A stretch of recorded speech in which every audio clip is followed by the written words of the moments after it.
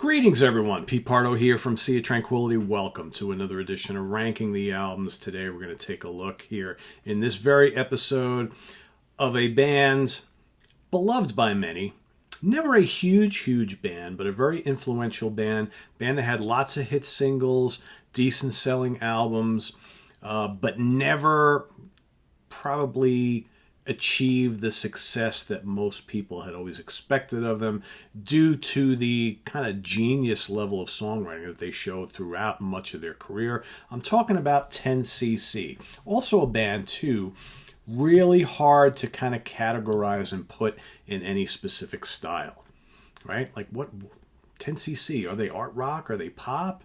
Are they a rock band? Are they, what are they? They just really didn't fit into any neat hole or neat category, and just always remained a pretty eclectic band that just had a way with writing quirky, hook-laden music. They were also great instrumentalists, right? Really good singers, but for whatever reason, superstardom just never quite achieved for them, sadly. Right, the band started off, in the early '70s, formed by four guys who, when they were together as a four-piece, did some pretty magical stuff. Eric Stewart on guitars, keyboards, and vocals. Lol Cream on guitars, all sorts of keyboards, vocals. Graham Goldman on bass, guitars, vocals. Kevin Godley, drums, vocals. Okay, they all wrote, they all sang, they all played many instruments. Like I said, when they were together, they created some magic, but of course that magic four-piece did not stay together too long. So we've got, what do we got here? 11 albums in total. All right, and I'm going to rank them from my least favorites all the way to my favorite. There are three that I do not have physical copies of. All the rest I do have, so I'll just talk about those and not show them. I'm going to start off with their 1992 album called Meanwhile. So this was at the time, the first album they had released in a number of years, and it was originally touted as sort of a reunion of the original lineup, the original four-piece, after Godley and Cream, obviously, I never know, Creme, never know how to say his name, after those two guys had been gone from the band for a long time, because they left to form like a duo group back in the late 70s. But this was touted as, the big reunion of the four, but, Godley and Creme, I'm just going to say Cream, barely on the album. And apparently had little to do with this album. They didn't write anything other than providing, I think, Godley sings lead vocals on one track, and Cream sings backing vocals on 3 or 4 songs. That's like basically it. This album is basically Stewart and Goldman, again, recording the bulk of the album with tons of session players, including Toto's Jeff Porcaro, ironically enough, in what I believe is one of his last studio recordings before he passed away. The album itself, fairly bland, fairly forgettable. I mean, it's a product of its time, 1992. Here you got this quirky pop, art, rock, prog band, right, whatever you want to call them, in the 90s, trying to somehow be relevant.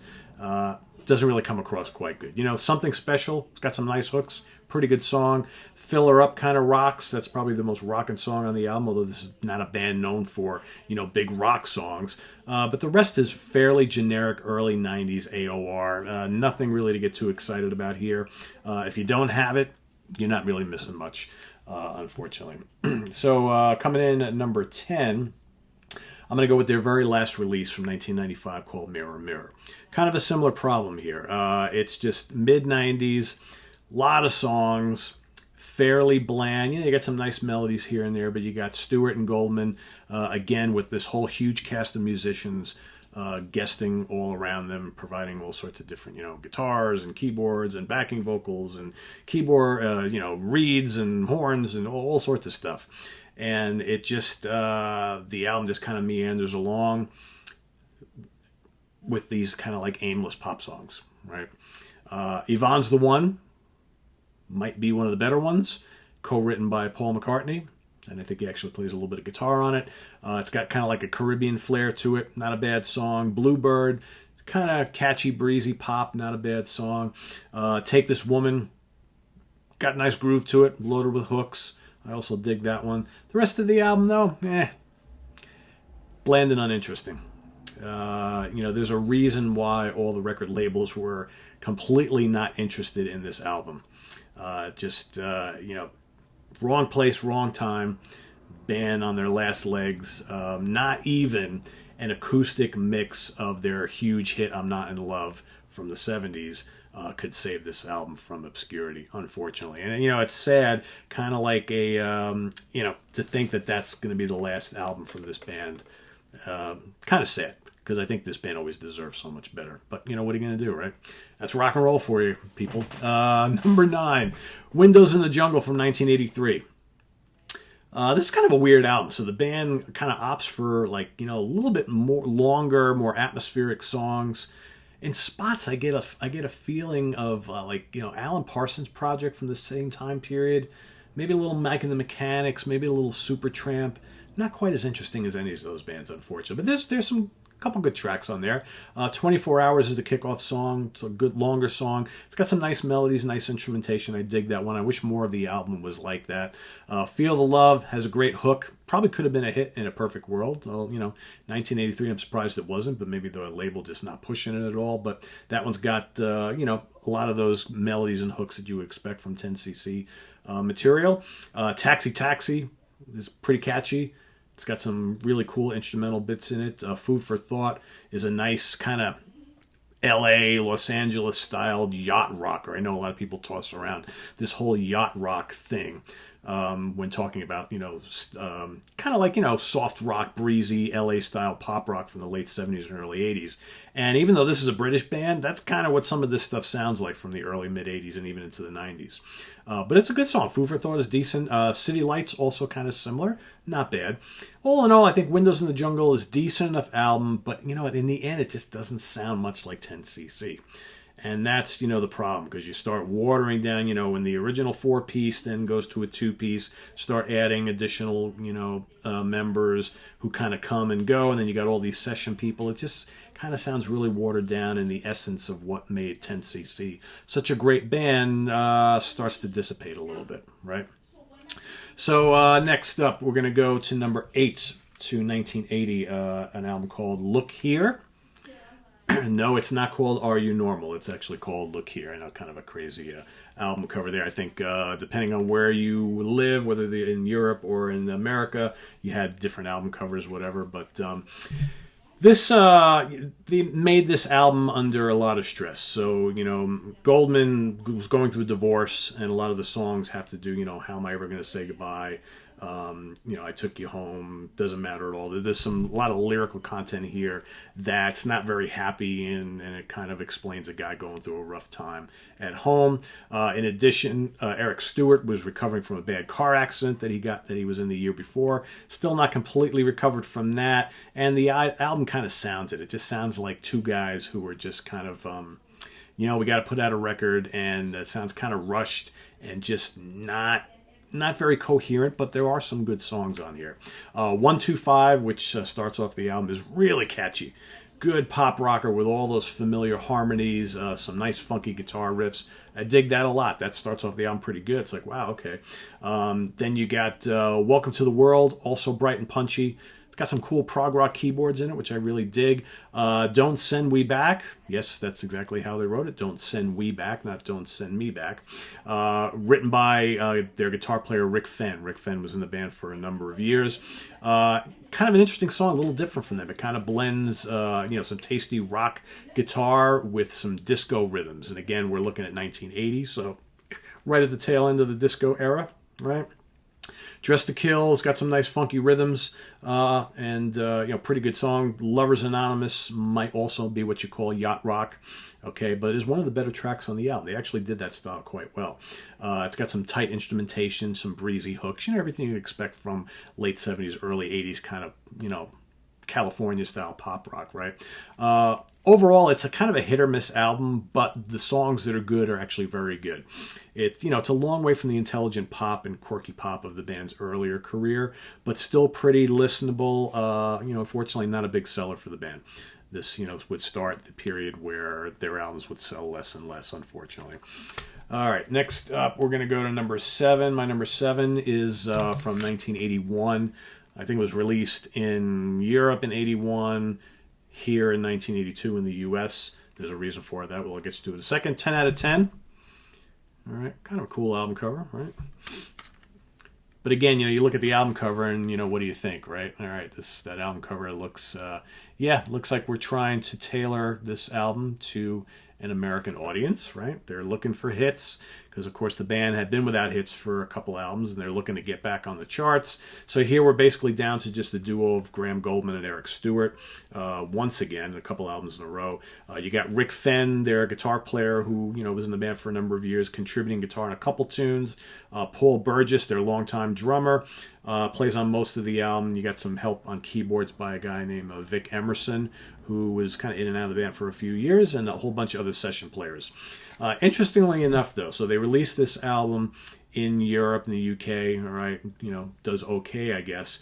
But the record label Warner Brothers is like, what, we want some hits here in the States, right? So what do? So they have the band start working with this American singer-songwriter, and I forget his first name. His last name is Gold. Geez, I totally can't believe I did not write that down. Yeah, anyway, I forget his first name. His last name is Gold. And they have him co-write and play, some guitar and, sing some backing vocals and some other assorted things on a few newer tracks that they put together. And what they do is they release the album here in the U.S. with a different track list. So they take a couple songs from the UK release, interject the newly recorded stuff with Mr. Gold on vocals and, co-writing and all that other stuff to kind of give it more of that kind of LA, California feel. And you can totally hear that on this album. It definitely sounds more like an American pop rock album from this era, right? And, it's pretty good. Wow. Going to get a little thunder here while we're talking. So we're getting ready to get a storm here. Overall, pretty upbeat and lively, I think. I think it kind of works. Don't Ask, Overdraft and Overdrive, No Tell Hotel, Les Nouveaux Riches, and Power Love. Power Love's from the U.S. version. All pretty enjoyable songs. Again, does it sound like classic 10cc? No. But if you were to kind of lump this in with Player, Pablo Cruz, or any of those other kind of, maybe like late 70s Doobie Brothers, that sort of thing, Ambrosia even, it holds up pretty well, I think. Not too bad. Fairly enjoyable album. All right, next up, number 6, we're going to go to 1978's Bloody Tourists. Pretty cool Hypnosis album cover there. They actually worked with Hypnosis quite a bit on a lot of their early albums. So this is their 6th album overall. 2nd album with Eric Stewart and Graham Goldman at the helm. So this is after Godley and Cream have already left the band. They've now expanded the lineup to include Rick Fenn on guitar, Paul Burgess on drums, Stuart Tosh on drums and percussion as well, and Duncan McKay on keyboards, violin, and backing vocals. So a lot of different flavors here. This is a very different album, but it's actually pretty enjoyable. You got the catchy reggae song Dreadlock Holiday, which I absolutely love. So addicting. That kicks off the album. Really fun song. You got the lush pop of For You and I. You got this really good rocker called Take These Chains. You got some kind of more like dreamy pop stuff like Shock on the Tube and Tokyo. Upbeat, hook-filled Last Night. You got the bluesy Anonymous Alcoholic, another pretty fun song. Reds in My Beds was actually released as a single in Europe, and it's a pretty cool tune. I'm surprised they didn't release that here. You got the really good pop rocker Old Mr. Time. Overall, I think it's a strong album. Suffers from, I think, a bit too many songs. All right, the original album was 12 songs. Here on the CD, it's 13. Most of the tracks are in the 4+ minute range, so a lot of music on here.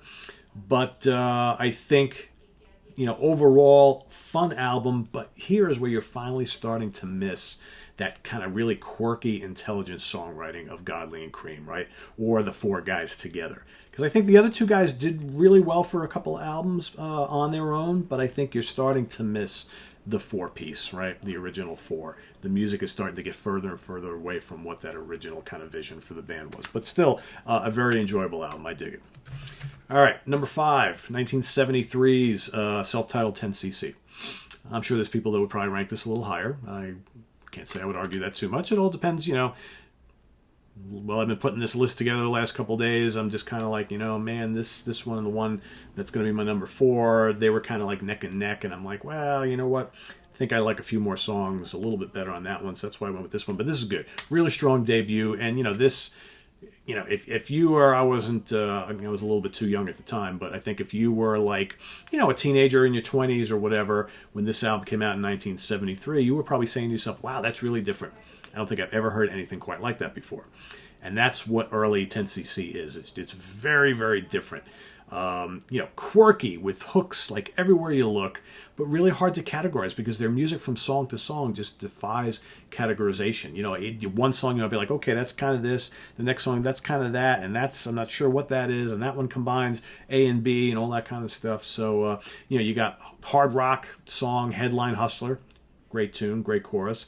You got the old school, like kind of pop and doo-wop of Donna and Johnny Don't Do It. Donna's a great song, really, really good.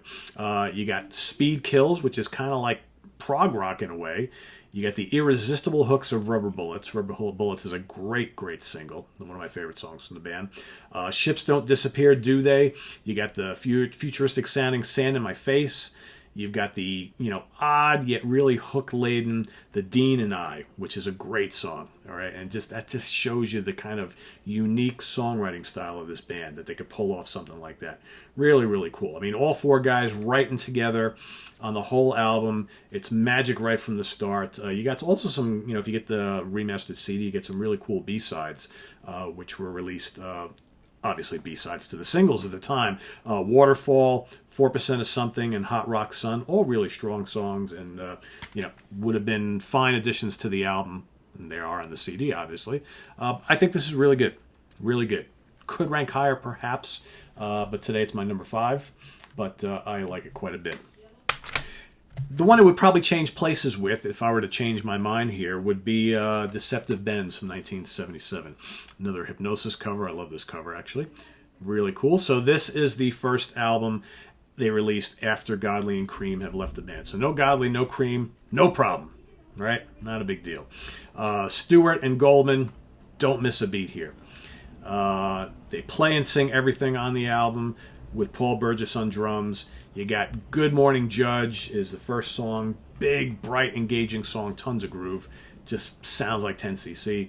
The Things We Do for Love, it was a massive hit that showed that these guys could still write that really quirky pop, art rock, whatever you want to call it, that connects with tons of mainstream listeners. I mean, The Things We Do for Love is just a great song. You got the lush strings and the dreamy People in Love. You got the catchy rocker Modern Man Blues. You got Honeymoon with B Troop, another really memorable rocker with a great chorus. You got the jazzy I Bought a Flat Guitar Tutor, which has a really nice guitar solo in it, I might add. And then you got the big epic 11-plus minute Feel the Benefit, all right, which kind of sits at the end of the album, which is, plenty of symphonic rock elements. That's your big art rock tune on the album. You could probably even call it prog. Really good song. I think the album is a perfect length. It's just about 40 minutes. Still sounds like an 10cc album. I almost said XTC. All right. 10cc. You got some additional good B-sides here that are on the CD. Hot to Trot, it's a really good hard rocker. The clever I'm So Laid Back, I'm Laid Out. I love the titles on some of these. It's absolutely pouring outside. But all in all, a really fun, enjoyable album. I get a lot of mileage out of this one. That's my number 4. Number 3. All right, let's go to 1976's last album with the original lineup before Godley and Creme left to form their own group, How Dare You. Got another Hypnosis album cover here. Pretty cool album cover, I might add. This has a couple of my favorite songs from the band. I just don't think the rest of the album is quite as strong as those 2 songs. Art for Art's Sake, Money Talks. Great song. I'm Mandy, Come Fly Me. I mean, both of those are absolutely terrific pop singles. How Dare You, which kicks off the album, the title track, really killer instrumental. I almost wish they did more instrumentals because these guys could flat out play. I Want to Rule has some great hooks, kind of proggy, all right? Iceberg has an artsy kind of vaudevillian flair to it, which, I listened to a lot of the first couple albums of theirs. man, Freddie Mercury from Queen had to have been listening to these guys, because I hear so many of those multi-tracked vocal harmonies that Queen did so often, starting, like on their second, third, fourth, fifth, and on and on and on. And, these guys were arguably doing it first. And just, you listen to some of these songs and you're like, oh my God, that sounds like Queen. No, actually, I think Queen sounds like 10cc. I don't know. That's my guess. I know they were kind of contemporaries, but I just want, 10cc were kind of doing that a year or two before, maybe. I don't know. Hard to say. But if you want to hear like those really rich vocal harmonies in a totally different setting other than the big, heavy music of early Queen, check out some of this 10cc if you haven't already. But yeah, definitely really cool. Back to the album. Let's see. Headroom. Good jazzy pop song. Love that quite a bit. And then you got the big majestic Don't Hang Up, which is the final song on the album, just over 6 minutes. Really, really cool song. Really lush. All in all, pretty strong album. All right. I think has a couple of songs that are just absolutely fantastic. The rest of it's pretty strong. All right. But I just think the albums that I'm going to get to next, just top to bottom, are just that much stronger. And, my number one and my number two could flip-flop at any time. In fact, when I was putting this list together, I just kept going back and forth, and I'm like, I don't know which one I like better. So at this point, it doesn't really matter. Yeah, they're both 1 and 2 here. They're not separated by much. Ask me next week, I could change my mind. But I'm going to go with 1975's The Original Soundtrack as my number 2 for today anyway. Any album that's got I'm Not in Love and Life is a Minestrone has to rank pretty high. And like I said, I almost ranked this number 1 based on those 2 songs alone. Unfortunately, I think I like the overall song, track list, whatever you want to call it, on the first album just a tiny bit better. But there's still some really great stuff on here. Blackmail, really funky tune, a lot of fun. The 3-part Paris Suite, again, they're a little kind of prog rock segment on here. You got the hard rocker, The Second Sitting for the Last Supper, really great song. You got the lush Brand New Day with some just absolutely amazing piano work. All right, you got the quirky rocker Flying Junk, which has some tasty guitar work on there. You got the majestic The Film of My Love. Again, listen to that song. So similar to Queen.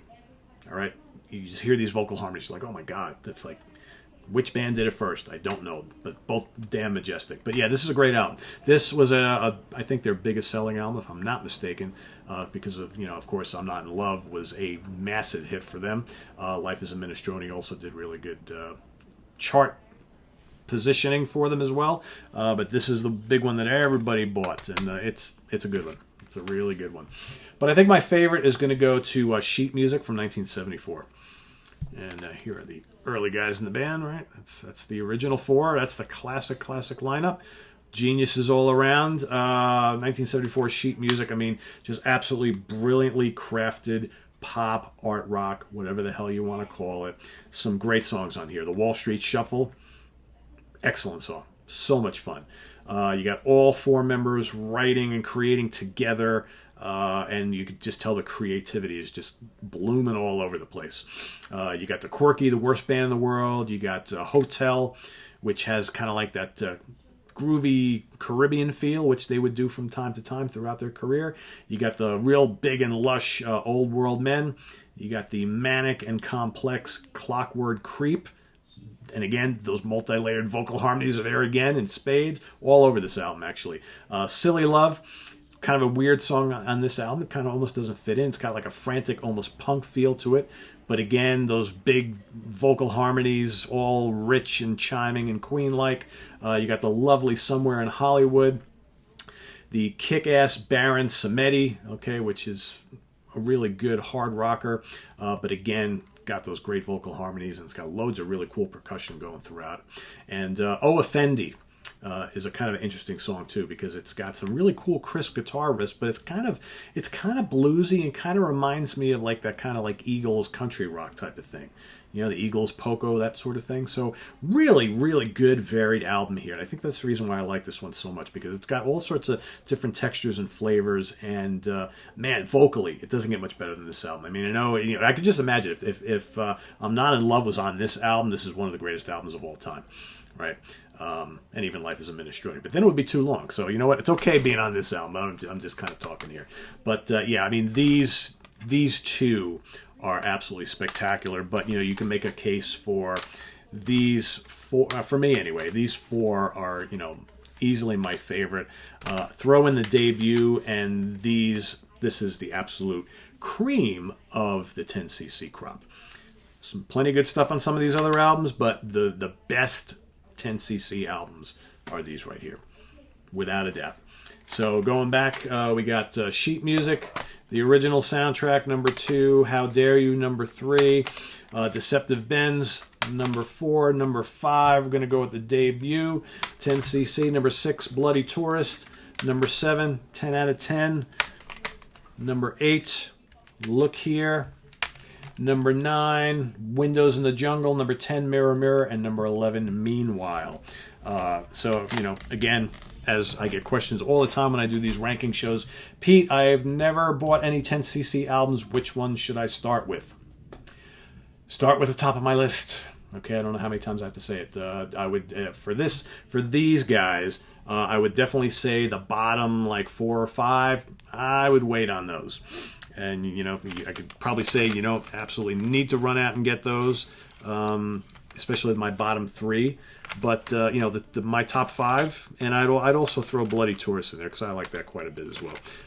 Can't go wrong with these. I mean, it's just a great band, really different band, really hard band to describe, but a band that you listen to their albums and you get that kind of warm fuzzy because it's just so different and it's so pleasing to the ears, even though you almost can't pinpoint what you love so much about it, right? Because me, I mean, I'm a guy I'm listening. All right, doesn't have great big guitar riffs and really cool guitar solos, not a lot of keyboard solos. The vocals are kind of understated yet so multi-textured and layered, and the arrangements are just really different, and I hate to keep using the word quirky, but they are, right? So it's just one of those bands that are not kind of like when when Martin and Popoff and I did the XTC show.